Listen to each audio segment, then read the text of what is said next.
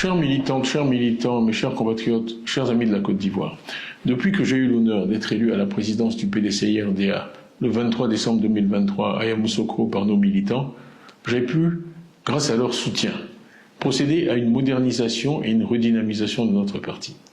L'équipe que j'ai mise en place et moi-même avons souligné, identifié sans concession les difficultés auxquelles font face chaque jour les Ivoiriens et nous avons proposé aux Ivoiriens une autre manière de faire de la politique et de diriger notre pays. Je remercie ici tous nos militants qui ont travaillé sans relâche partout dans notre pays ces derniers mois pour être à l'écoute des Ivoiriens, pour mieux comprendre et mieux traduire leurs préoccupations, que ce soit le chômage des jeunes ou la cherté de la vie, deux de leurs plus importantes préoccupations. Donc merci donc à tous nos vaillants militantes et militants pour leur travail. Grâce à ce travail, nous avons suscité chez nos compatriotes un engouement réel pour notre parti. Ainsi, le nombre de nos adhérents a doublé au cours des 12 derniers mois. Malheureusement, ces avancées annonciatrices de notre prochain retour au pouvoir d'État ont déclenché des attaques répétées et injustifiées, avec la justice pour principal instrument. En effet, depuis plusieurs mois, le PDCI-RDA et moi-même sommes l'objet d'un harcèlement judiciaire inique et insidieux, orchestré dans l'ombre, mais porté à visage découvert par des personnes manipulées, avec pour seul objectif de nous écarter de la vie publique et politique, de nous priver de nos droits fondamentaux de citoyens et de porter atteinte à ma dignité, allant jusqu'à me contester ce qui est le socle de toute existence humaine, ma nationalité. Toute ma vie a été pétrie aux valeurs ancestrales de ce pays où je suis né et où j'ai grandi. L'éducation que m'ont inculquée mes parents est fortement inspirée de la philosophie humaniste faite de paix, de respect de la personne humaine, de tolérance, de rejet de toute forme de violence que le père fondateur de la nation ivoirienne, Félix Houphouët-Boigny, nous a légué. Malheureusement, il semble que certains d'entre nous n'ont rien retenu de l'histoire récente et combien douloureuse de notre pays. Toutes ces manigances que nous voyons chaque jour visent à entraver la marche vers le pouvoir d'État du PDCI-RDA, qui m'a plébiscité d'abord comme président du parti en décembre 2023, et puis en avril 2025 comme son candidat à l'élection présidentielle d'octobre 2025.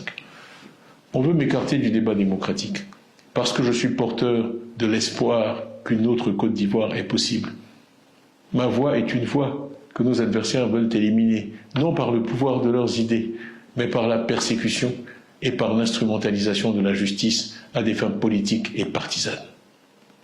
Le but de ces manœuvres est simple, il est de nous distraire de l'essentiel, l'évaluation du bilan du RHDP après 15 ans au pouvoir et l'élection d'octobre 2025. Alors que l'on était en droit d'espérer des élections inclusives, transparentes et apaisées, force est de constater que la radiation injustifiée du candidat du PDCI-RDA vient s'inscrire dans la logique de l'élimination des leaders des principaux partis politiques de l'opposition pour se garantir des élections sur mesure et une victoire certaine. Je ne peux que ressentir de la déception face à un tel déni de démocratie en Côte d'Ivoire. Ainsi, on m'a refusé en avril 2025 un certificat de nationalité, au mépris de l'histoire, des textes et des traditions de notre pays. Plus grave, il se dessine une volonté claire de mettre notre parti, le PDCI-RDA, sous contrôle, sous tutelle, à un moment où l'espérance en un retour du PDCI-RDA au pouvoir, après 25 années d'opposition, est partagée par beaucoup d'Ivoiriens et par tous nos militants et tous nos sympathisants. Ce que nous défendons transcende nos personnes. Dans l'intérêt du parti, j'ai donc décidé de remettre entre vos mains, à vous les militants, mon mandat de président du parti. Cette décision ne change rien à l'engagement que j'ai pris en décembre 2023 de conduire personnellement notre parti à la victoire en octobre 2025 pour libérer notre pays de la peur et de l'injustice, et je le ferai.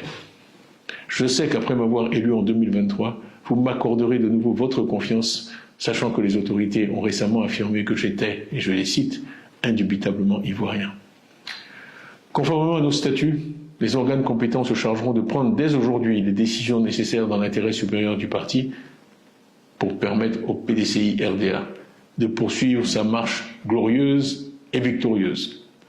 Chères militantes, chers militants, ne baissons pas la garde, ne nous résignons jamais, continuons le combat avec encore plus de détermination tous ensemble pour la victoire en octobre 2025, avec une foi inébranlable en notre avenir commun. Que Dieu vous bénisse, que Dieu bénisse le PDCI-RDA, que Dieu bénisse la Côte d'Ivoire. Je vous remercie pour votre attention.